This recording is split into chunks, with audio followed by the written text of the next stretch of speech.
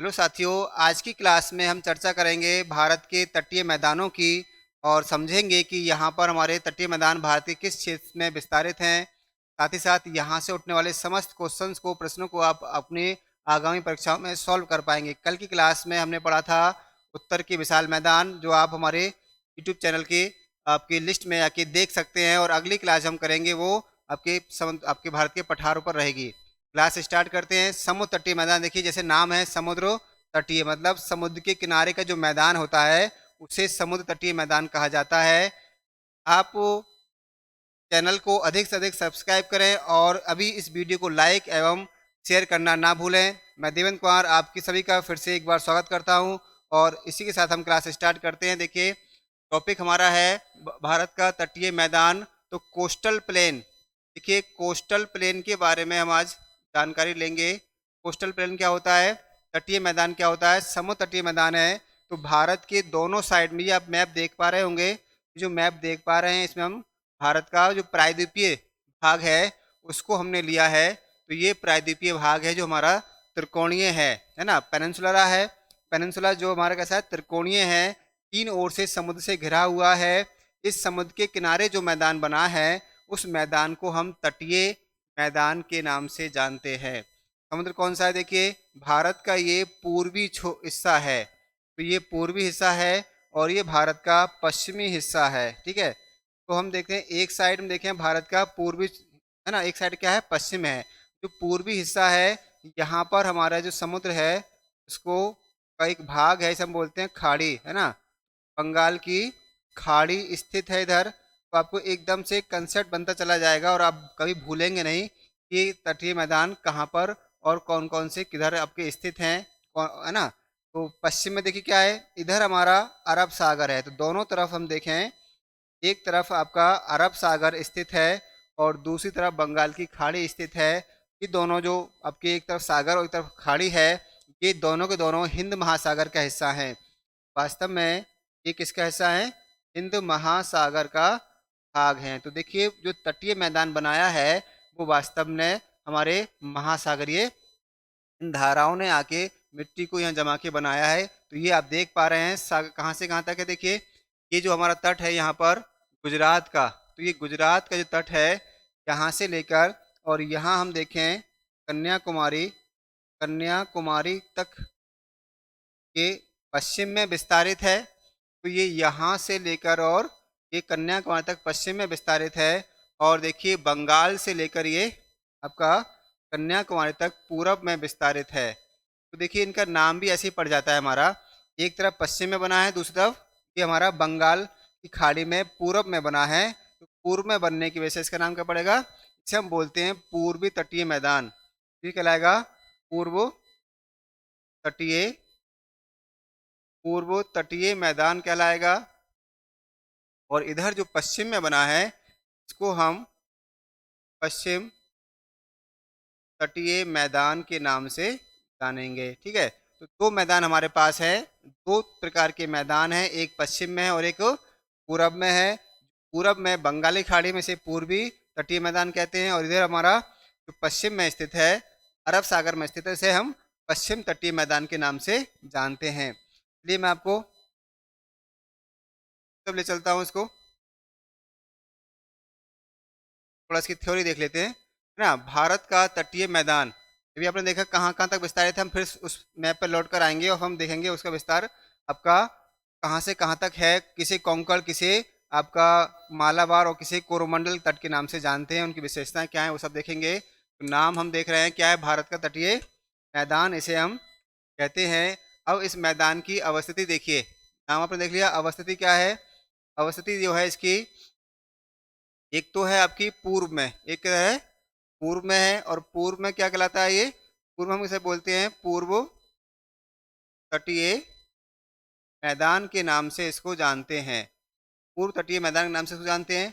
और दूसरी इसकी जो अवस्थिति है हमारी वो है पश्चिम में, भारत के पश्चिम में ये अवस्थित है, और इसे हम जानते हैं पश्चिम, पश्चिम तटीय मैदान के नाम से इसको जानते हैं।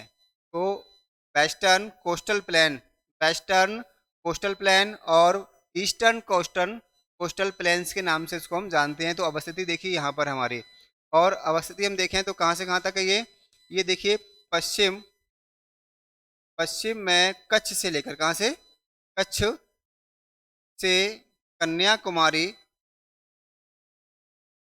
कन्याकुमारी होते हुए कहाँ जाता है, होते हुए ये पहुंचता है पूर्व में, पूर्व में आपका बंगाल तक। कहाँ तक पहुंचता है, बंगाल तक इसका विस्तार है। तो ये आपका दोनों साइड में हम देखें, पश्चिम से लेकर और दक्षिण में कन्याकुमारी होते हुए, कैप कोमोरिन होते हुए सीधा बंगाल तक ये विस्तारित है। दोनों तरफ एक पतला सा संकरा सा एक मैदान बना है, इसे हम बोलेंगे भारत का तटीय मैदान कहेंगे।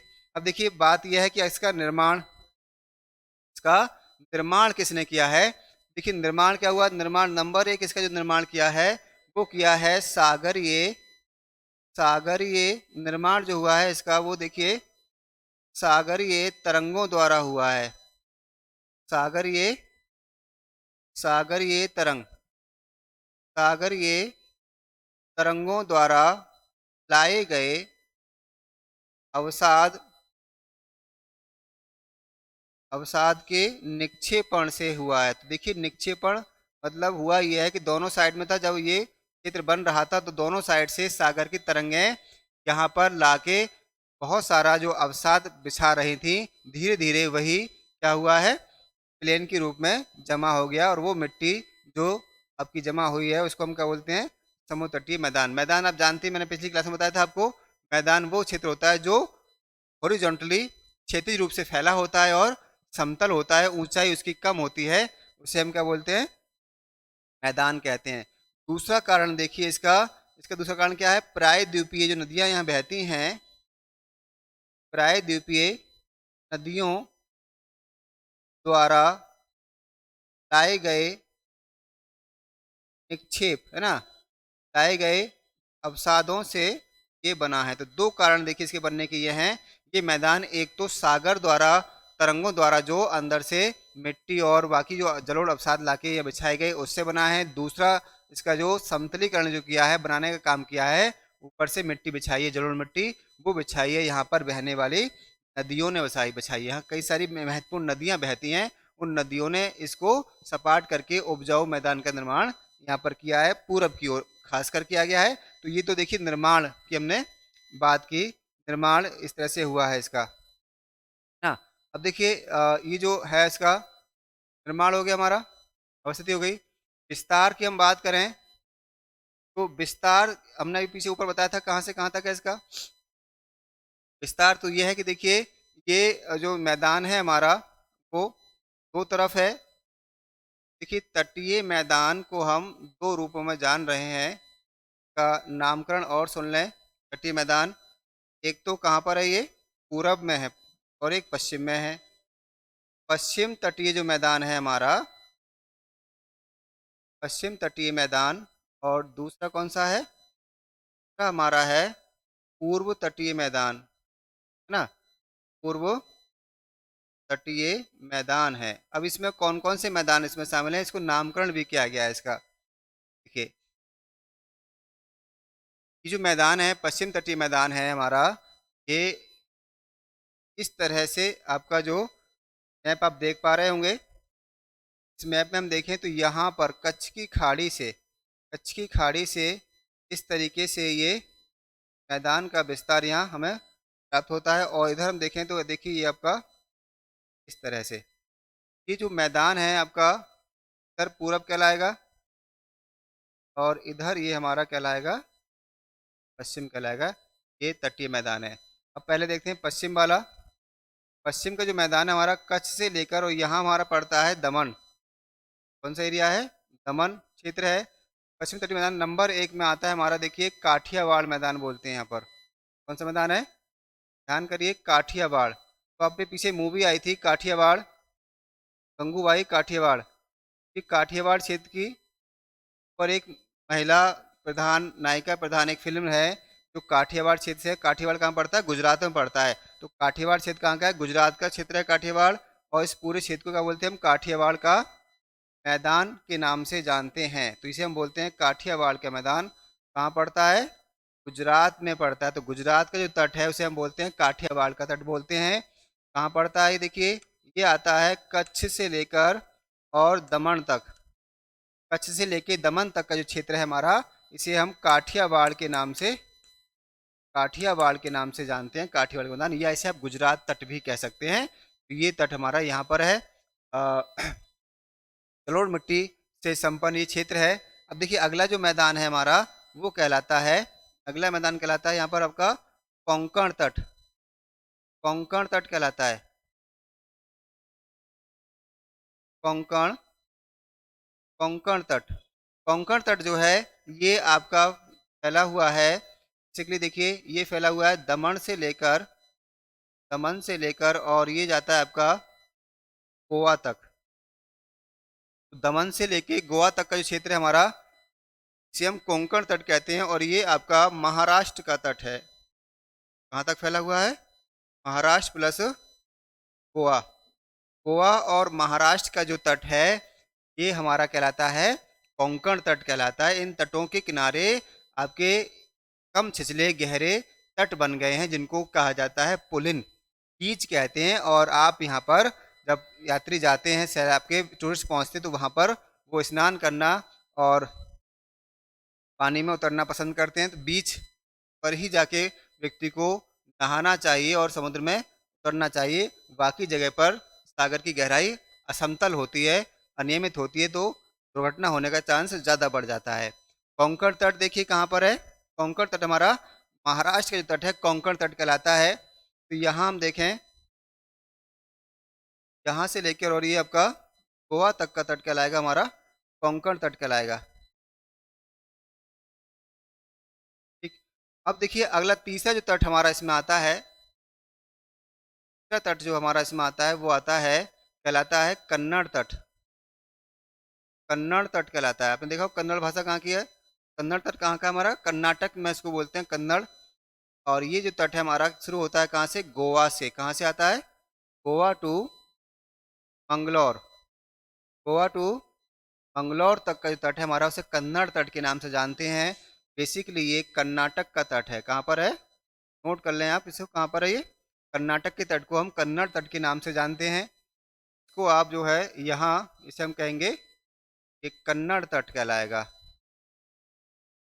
कन्नड़ तट कहलाएगा, ठीक है।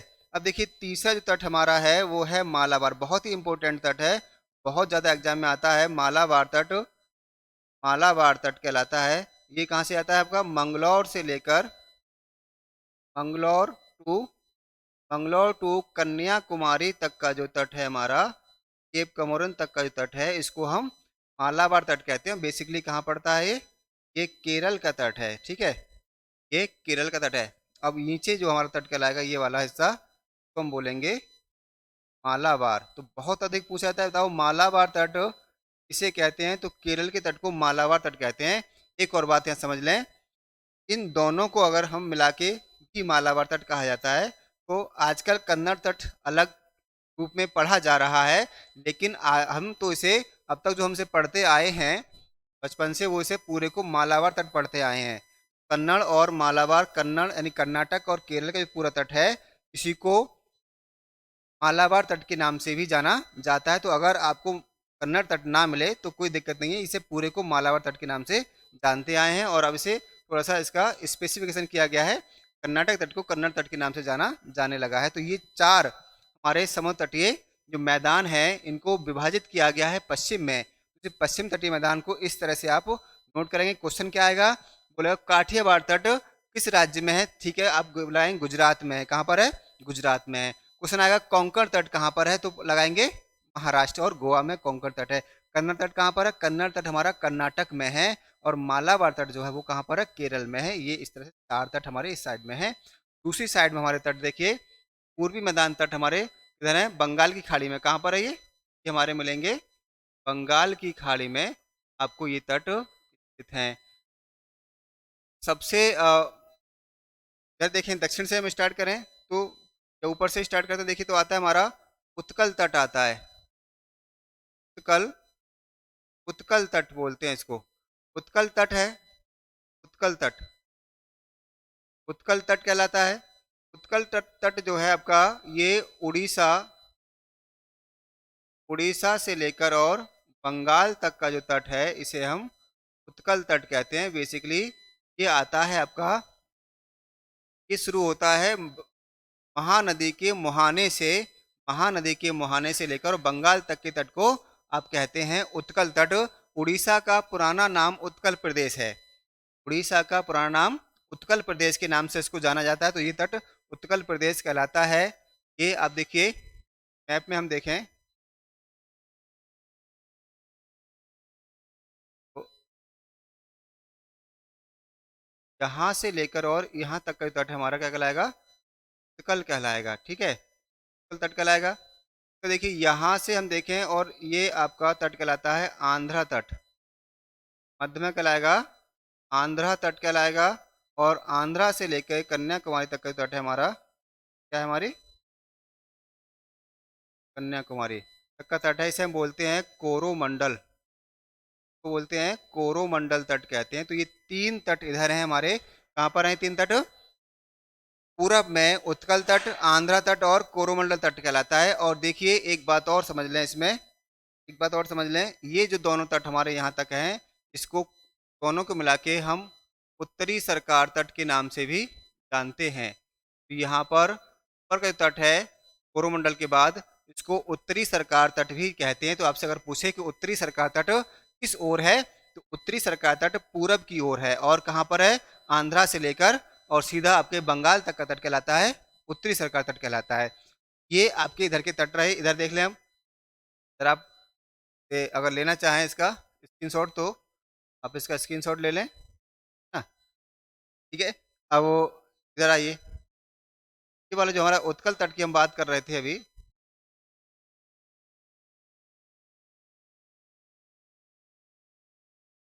ठीक है। उत्कल तट कहाँ है हमारा, उड़ीसा और बंगाल तक है। दूसरा तट हम देख रहे हैं कौन सा है इसमें, आंध्रा तट है। आंध्रा तट है जो आपका देखिए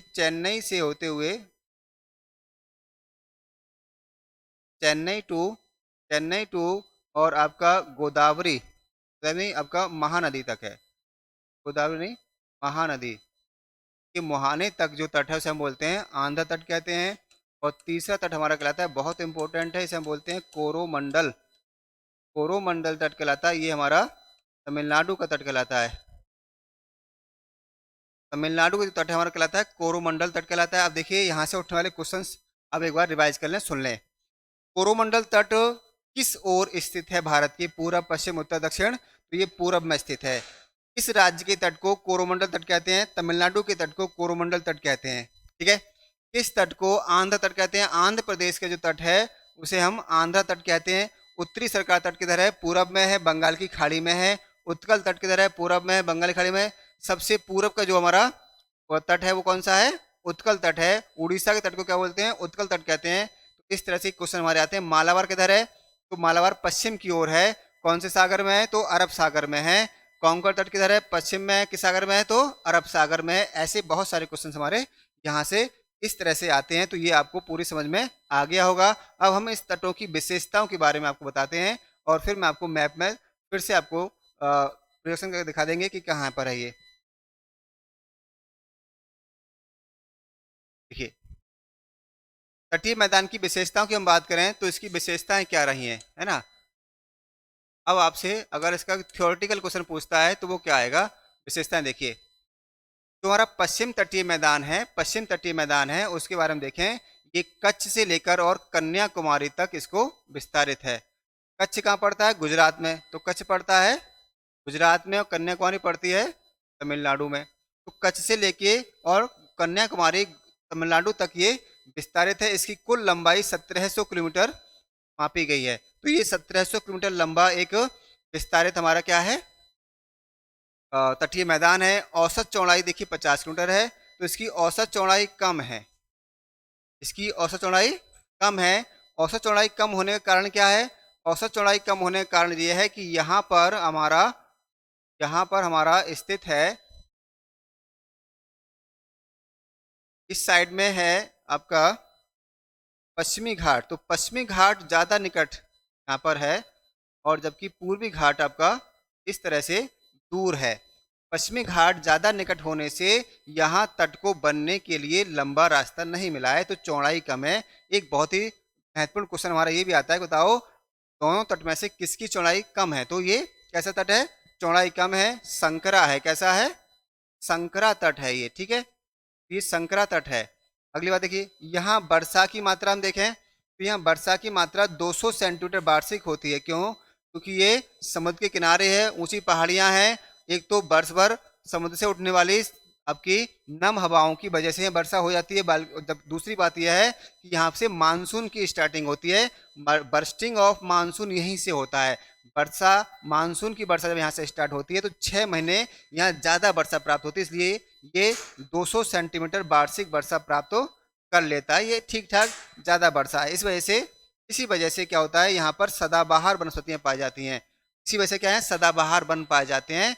सदाबहार वन वो होते हैं जिन पर जहाँ वर्षा 200 सेंटीमीटर वार्षिक से ज़्यादा होती है, वो सदाबहार वन का एरिया होता है। इसमें वनों की पत्ते किसी एक मौसम में नहीं झड़ते हैं, वर्ष भर हरे भरे रहते हैं। इसको हम सदाबहार वनस्पति कहते हैं। तो ये पश्चिमी घाट हमारे सदाबहार वनस्पतियों का क्या है, एक गढ़ है, क्षेत्र है, ठीक है, उसमें ये आता है हमारा। अब देखिए सदाबहार वन है, तो यहाँ एक क्वेश्चन आता है जैव विविधता का। सबसे ज्यादा जैव विविधता अगर कहीं हम देखें भारत में है तो 2 एरिया हैं, उनमें से एक एरिया हमारा ये वाला है जो पश्चिम तटीय मैदान है, इसको हम पश्चिमी घाट का क्षेत्र भी कहते हैं। तो यहाँ जैव विविधता, बायोडाइवर्सिटी बहुत ज़्यादा पाई जाती है। बात करें इस एरिया में कृषि की कृषि की बात करें, कृषि देखिए यहाँ पर रबड़ का उत्पादन अच्छी मात्रा में होता है, तो रबड़ के प्लांटेशन यहाँ किए गए हैं, रबड़ की खेती यहाँ की जाती है। खासकर हम देखें तो मालाबार तट में, किसमें, मालाबार जो तट है हमारा, वो हमारा इसकी खेती के लिए सबसे ज़्यादा जाना जाता है। तो रबड़ की खेती 95% खेती हमारे रबड़ की इसी एरिया में की जाती है। तो बहुत इंपॉर्टेंट ये हमारा है, सबसे ज़्यादा रबड़ है, केरल में बहुत ज़्यादा रबड़ पैदा होती है।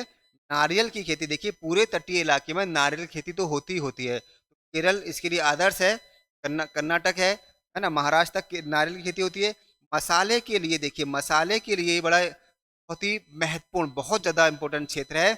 मसाले खेती हम देखें तो इधर बहुत अधिक होती है, और इसकी वजह से केरल को मसाला स्टेट के नाम से भी जाना जाता है। केरल को हम क्या बोलते हैं, मसाला स्टेट कहते हैं। तो केरल में आपके काफ़ी मात्रा में मसाले खेती होती है। इस एरिया में काजू, मसाले और देखिए चावल, क्योंकि वर्षा अधिक होती है, वर्षा अधिक होने से मिट्टी में नमी ज़्यादा होती है, मिट्टी दलदली हो जाती है। इस वजह से क्या हो रहा है कि यहाँ पर चावल की खेती ठीक ठाक मात्रा में हमारी होती है। तो ये तो रही यहाँ पे हमारे क्या है, किसकी बात रही, कि हमारे क्या रहा, यहाँ पर क्या क्या खेती होती है। अब देखिए अगर थोड़ा सा और इसमें हम चर्चा करें इस पर, तो यहाँ खनिज, वैसे ज़्यादा खनिज की मात्रा नहीं है, लेकिन यहाँ की जो रेत है कि मालाबार तट जो हमारा है बड़ा इम्पोर्टेंट तट है। एक बहुत ही महत्वपूर्ण खनिज यहाँ पर हमें पाया जाता है, जो स्थित है वो कौन सा है, देखिए मालाबार में आपको मिलता है थोरियम। तो यहाँ पर थोरियम के भंडार हैं, थोरियम के भंडार हैं, और इतने भंडार हैं इस की वजह से भारत दुनिया का सबसे बड़ा थोरियम उत्पादक देश बन सकता है। भारत में सबसे ज़्यादा थोरियम भंडार कहाँ मिलते हैं, क्वेश्चन आएगा तो आप लगाएंगे मालाबार या फिर लगाएंगे केरल। केरल का जो समुद्र तटीय मैदान है, रेत के अंदर हमारे पास बड़ी मात्रा में आपके थोरियम के भंडार पाए जाते हैं। अगर हम थोरियम का उपयोग एनर्जी के रूप में करने लगे तो हमारे पास यूरेनियम की आवश्यकता हमें नहीं रह जाएगी। ये आपके देखिए क्या है, हमारा पश्चिम के मैदान की हमने कहानी आपको सुनाई।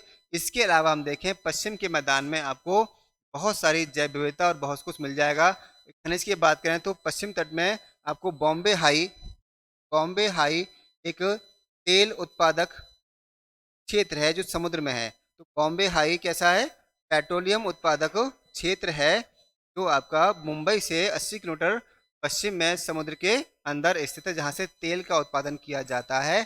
ये एक इम्पोर्टेंट बात है यहाँ पर।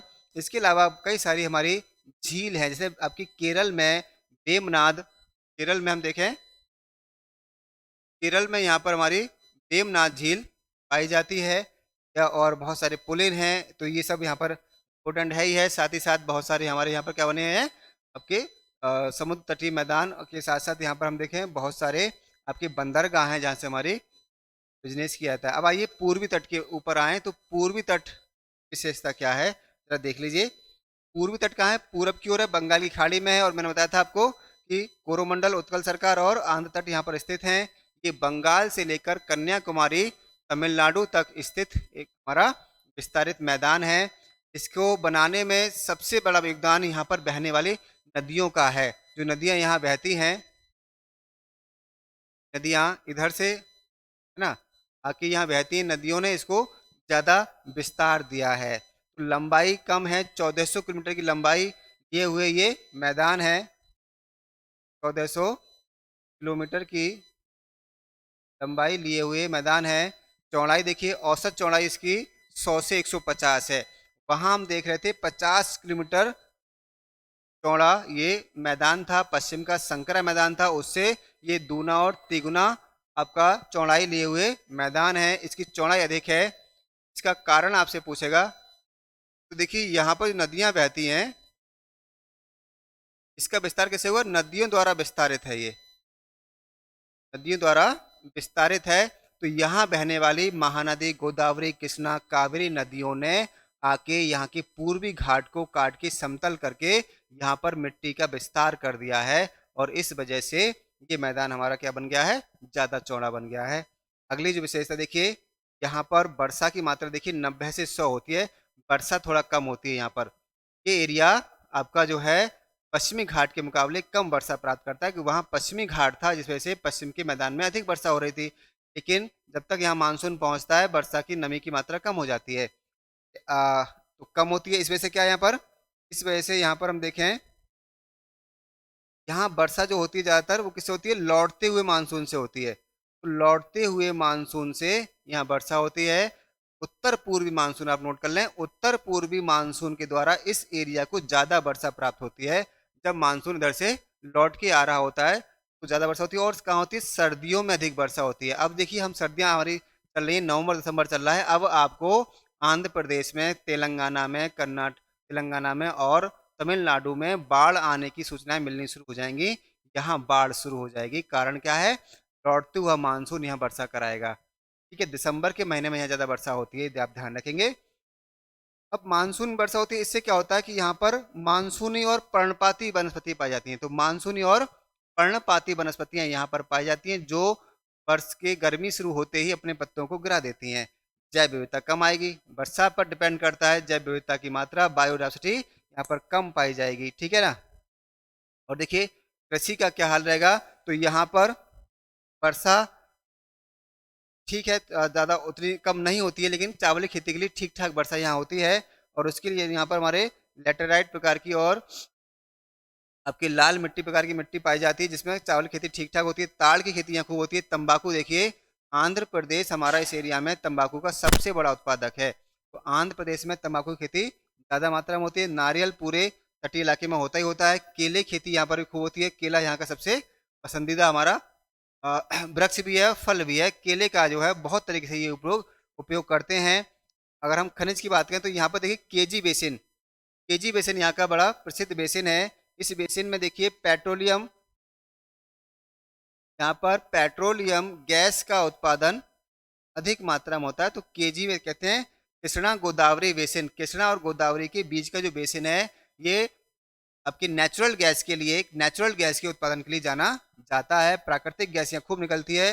अनिल अंबानी की रिलायंस कंपनी इसको आपका जो है ऑथेंटिकेट करती है। तो ये हमारे रहे क्या, हमारा आपको बताया मैंने भारत के तटीय मैदानों के बारे में पूरा डिस्क्रिप्शन दिया। बस चलते चलते मैं आपको इसका एक और व्यू दिखा देता हूँ। देखिए ये हमारे मैदान है, यहाँ आप देख लें आराम से थोड़ा।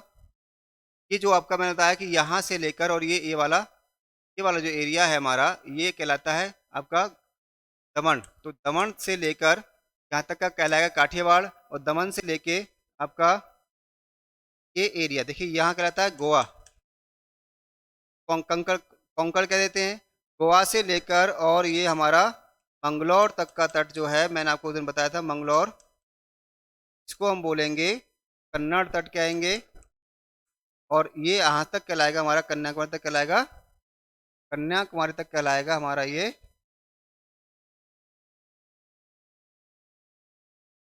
गोवा, ये गोवा का तट है, गोवा है। और यहाँ हम देखें मंगलोर,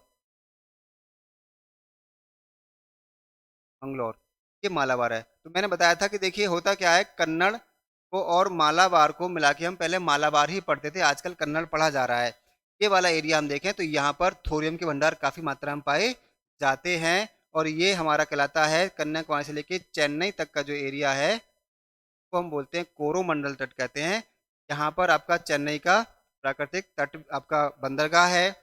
और ये इसकी चौड़ाई ज़्यादा है क्योंकि यहाँ नदियों ने इसको मिला के क्या किया, काट के चौड़ा कर दिया है। नदियाँ कौन सी बहती हैं, देखिए यहाँ नदी बहती है हमारी, यहाँ नदी बहती है, महानदी यहाँ पर बहती है।